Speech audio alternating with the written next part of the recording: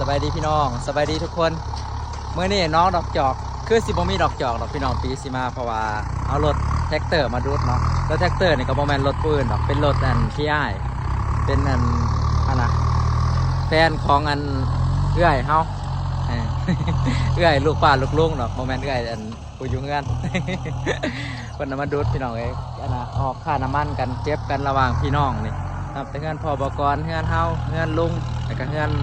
บอแอกโค้งมาจะทอดเงินบอมหน่อยพี่น้องเพราะว่าน้องตัวนี้เป็นน้องรวมก็เลยเก็บเงินกันซื้อน้ำมันใส่รถ เชียร์ดีนะแมนเบิด พี่อ้ายเราดุดเดี๋ยวไปเบิ่งน้ำกันทุกคนเดี๋ยวไปเก็บใหม่เก็บยังซอยเรากันดุดกับเบิ่งเอียนพร้อมพี่น้องเลยเบิ่งเอียนเบิ่งกบพร้อมจะเอากบเอาเอียนเพราะว่าน้องนี่ก็นอกจากปลาแล้วก็ยังมีพวกเอียนที่ว่ายังอยู่ยังไอ้กี้จับเขียดบ่ยังสุ่มอยู่เนาะเพิ่นมีไรกบมีไรกบกบได้หลายบ่เราสิทายก่อนจังดุดขึ้นมันบ่เพื่อสิดุดได้นี่ก็บ่แม่นง่ายเลยพี่น้องตอนใดนะปรึกษากันหลายเทื่อเติบเราก็เอาแต่ค่าน้ำมันเหรอก็เฮาเก็บเงินกันระหว่างญาติพี่น้องโฮมกันเพราะว่าปลากับปล่อยกินน้ำกันน้องนี่เคยเป็นน้องรวมเป็นน้องของพ่อใหญ่แหละโอ้ยเจ้าสาวป้ายแดงเนี่ยนี่พี่น้องจะหน่อยก็สิได้แต่งงานแล้วว่าเอื้อยสิแต่งงานหลายคนกับสิว่าเอื้อยคนใดสิว่าเอื้อยอยู่งานบ่แม่นนะพี่น้องเอื้อยลูกป้าลูกลุงเราเป็นนะเจ้าของห้านขายเครื่องแทนเราก็เป็นผู้ขับรถ ขับรถแท็กเตอร์กบยำนี่เรืองเนาะกบยำนี่นะเกล็ดขาคำก็มีเรืองเด้มันจะเคลื่อนช่วงมันสิไข่แล้วนี่เด้นี่ต้นครับคือได้กำลังใจดีแท้ลงมาให้กำลังใจหอนน้องพี่มันยังมื่นบ่กี้ต่อกี้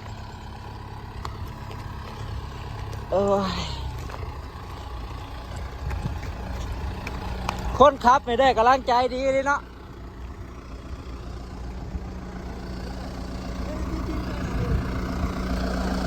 กบบ่ก็เดียวว่าให้มาง่ายไหม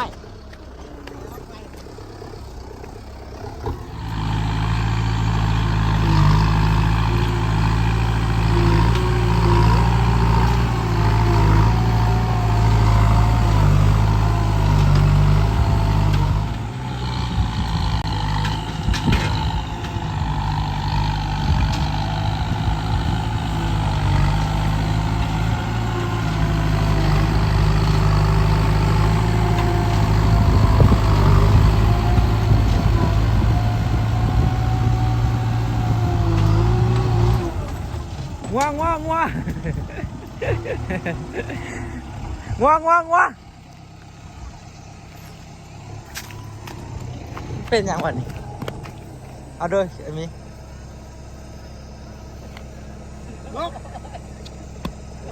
รถบนท่านในชนซ้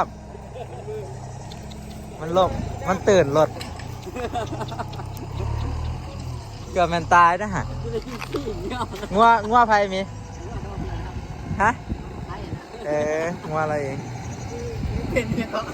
มันมันตื่นรถแล้วมันแล่นมาแล้วมันลบ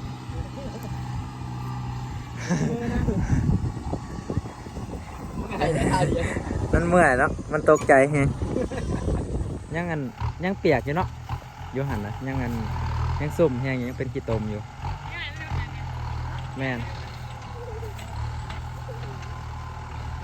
เป็นรถเกินเอาคอนขึ้นก่อนพี่น้อง ผู้จอบเอียนกับจอบอยู่พุ่นละ จอบเอียนเนี่ยเก็บใหม่ซอยเนี่ยเราค่ะยังบ่ทันได้เอียนได้ตะกบเดี๋ยวจะไปเบิ่งเอียนทุกคนอยู่บ้านนั่นแหละเอียนลายแต่โมโหว่าสิเห็นหรือบ่มื้อนี้ไทยซอกเถื่อกระเทิงเอียนนะบ่อยู่แล้วปานใดดอก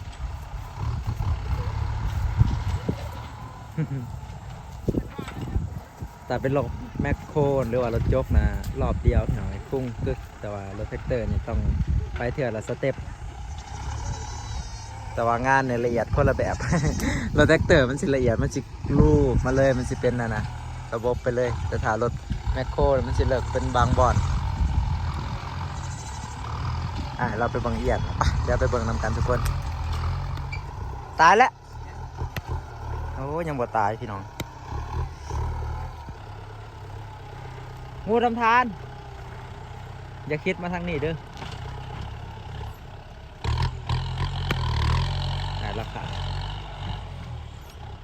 มีหลายเลยพี่น้องเลยแถวน้องนี่ยามนาเห็นอยู่ทุกๆอยู่ทุกๆปีเลยนะงูทำทานมีครบประจุกอย่างเลยเนาะ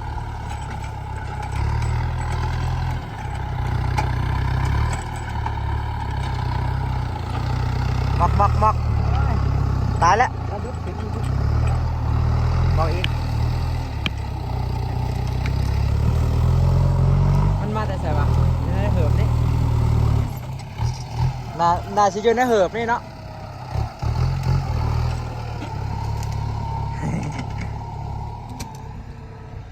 งูผิดงูอันตรายเลยพี่น้องงูน้ำทาน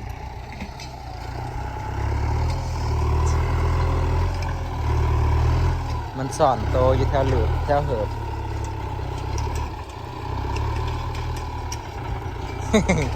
ผู้จอบเอียนเห็นละเอียนหรือเปล่าเห็นละเอียนนะเป็นน้ำเจ้าบ่ถือคู่มาน้ำมันเลยบ่ได้โอ้ยังเป็นขี้ตมอยู่เนาะแถวนี้เนาะขี้ตมยังเละอยู่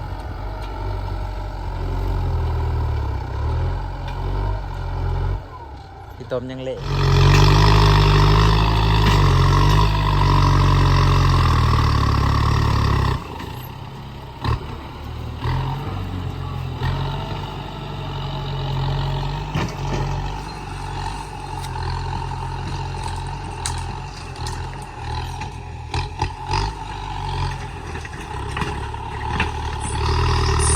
โชคดีอยู่พี่น้องจะดูดไวถ้าว่าดูดซากกว่านี้นี่ฝนอาจจะตกเพราะว่ามันเป็นช่วงระยะฝนตกละช่วงนี้ครับถ้าฝนตกนี่ดูดบ่ได้เลย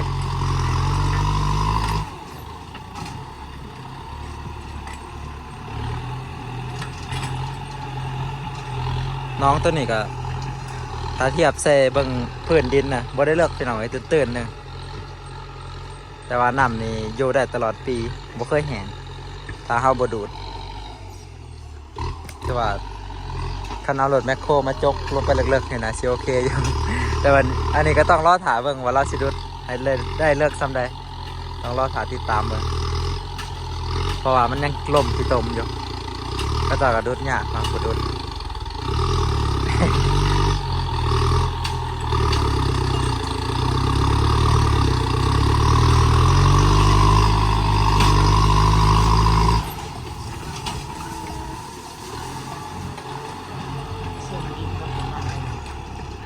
วิ่งเวลาเอาพวกไปได้แล้วกินยังไง ฮะมองง่อยตึกแฮบ่เนี่ย มีน้ำกันนะบนโต๊ะใส่ก่อนเดี๋ยวน้อยได้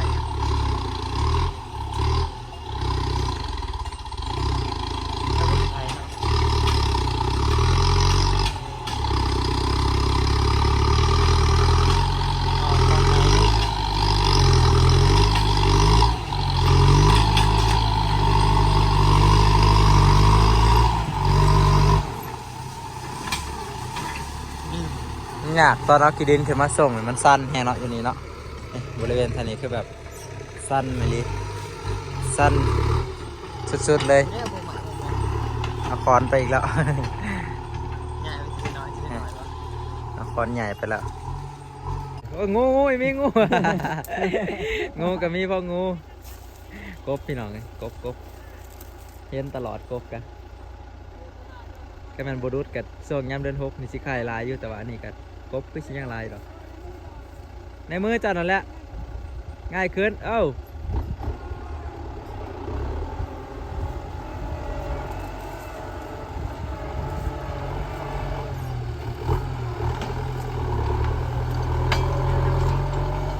ฮะลดแล้ว แนวแนวจองอันน่ะแนวจองไฮดรอลิกบอกเกสิแมนแนวจองไฮดรอลิกรุดไอซิแมนนอตเนี่ย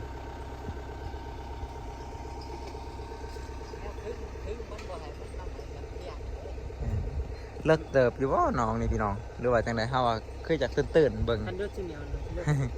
มันบ่เลิกปานใดแต่ว่าคันยามน้ำเต็มน่ะบ่นี่น่ะลิบหัวอยู่ท่วมหัว พอดีแต่ท่วมหัวแหละพี่น้องบ่ได้ท่วมหลายดอกท่วมวิดพอเฮาอันหวานแหบ่ได้ปกติมันก็บ่เลิกอยู่แล้ว แต่แรกๆเลยนะใส่รถแบบตีนตะขาบมันเลยพี่น้องหรือว่าแบบตีนขี้เข็บนะดุดตั้งแต่สมัยปะถาวเราดุดตะกี้เราควายจ่างดุดก็มีน้องอันนึงในแจวัดนะดุดคือกันดุดพร้อมกัน แต่ว่าน้องนี่นะปลาใหญ่ปลาลายเหมาะกับการเลี้ยงปลา แต่พายร่วมเนี่ย ถาดุดแล้วนี่ถาเบิ้งพี่น้องเลยปล่อยปลาถาเบิ้งผลงานว่าสิเป็นจังใด พี่สิมา บ้านเฮาเฮ็ดเอานอนเฮ็ดกันนอน ได้กบคือตุ๋ยแท้ตัวบักใหญ่นะ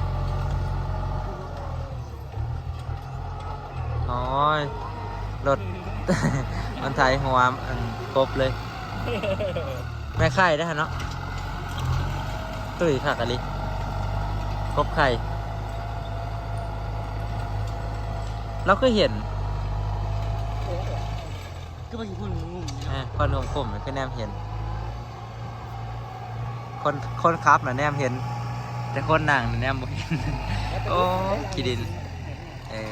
ขี้ดินในอายห่อนเบิ่นๆเนาะ แห้งไว้ เก็บความห่อนได้ดิ เราขึ้นไปไอ้ทีมแห่งลงมาใหม่ ไหลกบอีกแล้วพี่น้องกบกระไรลิเช็ดรถกับคนโค้มกันนะแท้ตาดีลิเนาะมันนั่นยังเขาเบาอยู่เนาะกบเนาะ ทุกคนดูวันนี้เดี๋ยวจะมีใหม่เป็น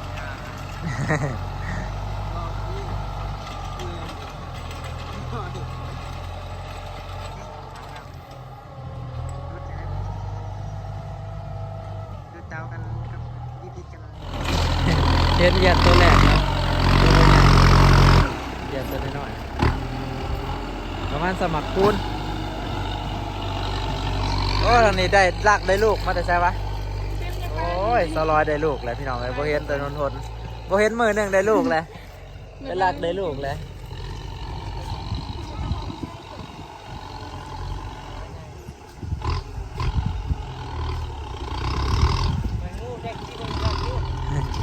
งั้นได้เหยียดหน่อยตัวหนึ่ง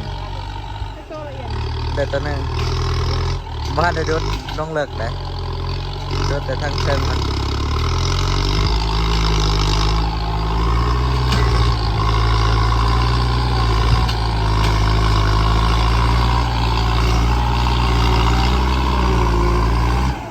โอ้ยงูใหญ่งูเห่าบ่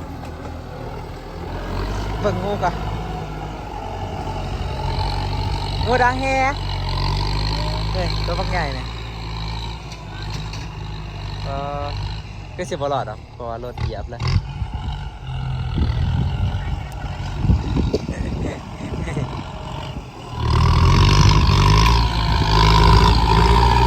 ขาบังเอิญลิฟต์ลงกี่ตมซะเนาะผู้ย่างนี่เนาะ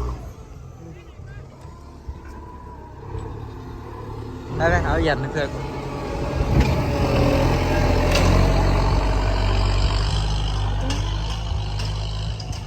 ใช่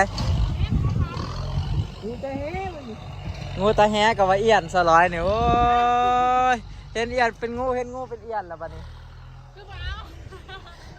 สลอยเป็นว่าเอียนมันเป็นเอียนงู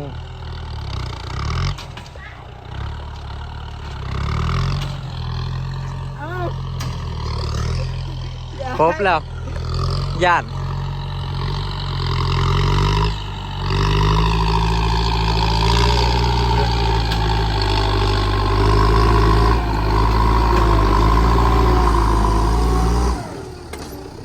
รถได้เซยเนาะบอลลมๆนี่คันเราท้ายวันนี้นะขาดเครื่องรถยัน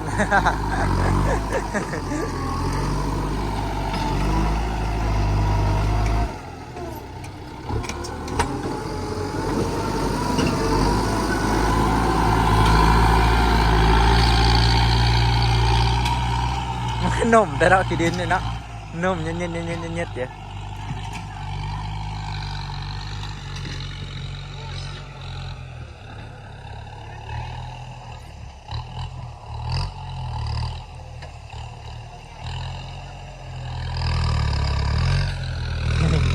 ตกใจงู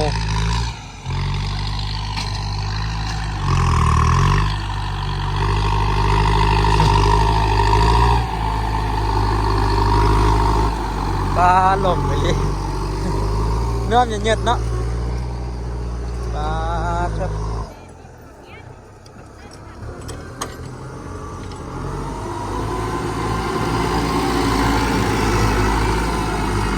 เนื้อเย็นๆเลยไปไม่ไป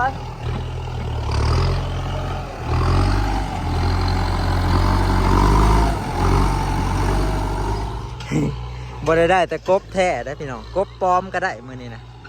เนี่ยเบ็ดบาคำหน่อยนะนี่ โมเมนต์เนาะเขาบริใช่แล้วมันคิดเป็นยังไง ของแคนดี้เนาะ มันคิดแมน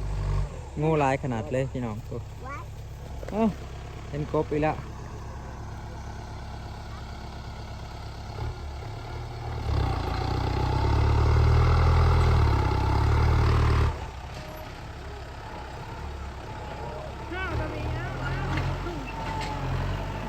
ตัวใหญ่อยู่แล้วตัว เบี้ย นี้ โง่ทั้งนาจะนั่นโง่ทั้งนาจะนั่น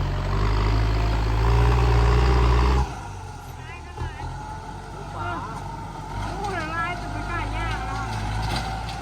อ๋อสลอยเห็นงูหลายจักรพรเนื้อคู่ไปตัก โมแทนต่อ งูเห็นปะ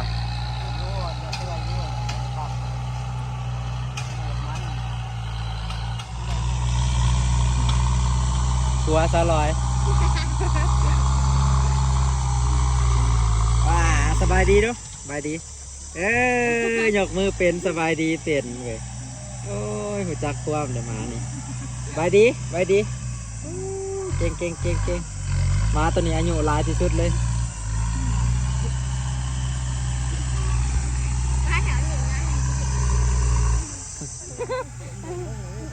ไปชาชีคนเอาเว้นเมื่อครั้งมันเฉียดเชียวอ่ะเอาแล้วเอาแล้ว โอ้ยจี้เอ็นเดียว มันกะหลี่ดีเนาะกบเนาะขนาดว่าแนมเพนยังเอาบ่ได้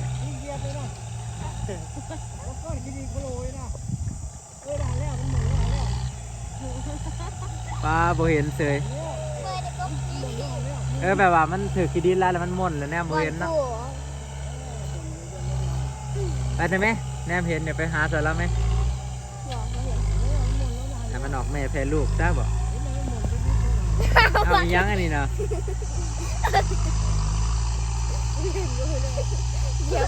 ปลาเราเขี่ยจนแปลนไว้ยังบ่เห็นทางหล้างไอ้พี่มาเบยไปหามัน ดูห้างกันเลย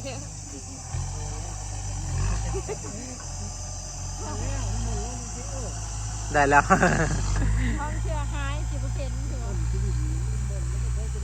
ถือ ตัวใดตัวใหญ่ตรงใดนี่นะ เฮ้ยมัน มัน เออเดี๋ยวมันโบเห็นหุ่งแล้วมันกะ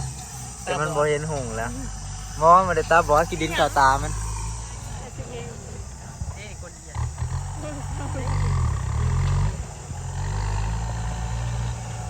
ขนาดน่ะควันในรีรอได้ขนาดต้องเป็นอะไร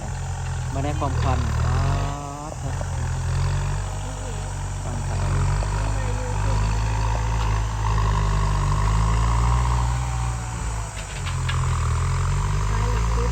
ตุ๊ดอีกแล้วบ่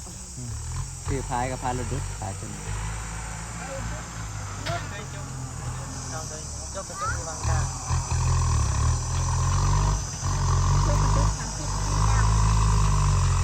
งูลัง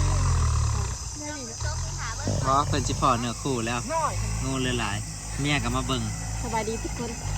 จะได้กิน ประมาณนั้น จะได้น้องใหม่แล้ววันนี้ น้องเก่าหัดสิเป็นแบบใหม่ เลิกเก่าเลิกบอกเลิกคนมากับเตือนเว้ย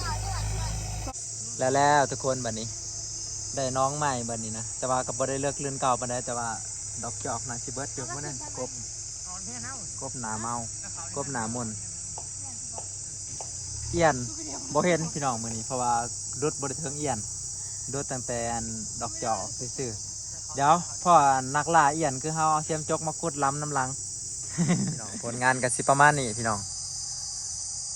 นี่กวาดออกเบิดเลยนกจอกจักสิตายหรือบ่พี่น้องมาลุ่นเมืองนำกันเดือน6หูเรื่องแน่นอนเนาะว่าสิตายหรือบ่ตายเดือน6 มาสาเพิ่น ประมาณนี้แหละพี่น้อง น้องใหม่ทั้งฝุ่นกระดุดทั้งฝุ่นกระดุดเนาะแต่ว่าดุดกวดดอกจอกซื่อๆบ่ได้อันดุดเลิกดุดแบบเซยๆหัวอันนั้นซื่อๆเซยหัวอันเหิบเซยหัวดินแต่เหิบ งูเห่าหรืองูหยัง เครื่องเทศได้เขายันไปกินฟิน ใส่มาด้วย เอ้าเมกิ่งหิวมาโยงได้เนี่ยมันมูจับใส่บัดย่าน โอ้ไปตายเยียงกันละบนเห็ดเยียงละผัด งูกระเลียงมันลืมตัวเอง งูดังแฮ เอาหน่อยแม่ หักว่าวงูเขาเลี้ยงน่ะถึกแล้ว ตกร้อย กูดังไง ไปดีสองเถื่อนดุดน้องแล้วล่ะพี่น้องเมียมาเอาผักอีหุ่มขึ้นผักอีหุ่มให้พวกกินมื้อนี้ เอง ขึ้นเองโอ้ยโฮมบักสูงนี่ลูกสาวเตะบานโอ้ยกินแก้วเตะบานมาทางพี่ลูกให้พ่อเตะน้ำแน่เตะมาพี่โอ้ยเตะไปเลยๆ กำลังม่วนกับมักบาน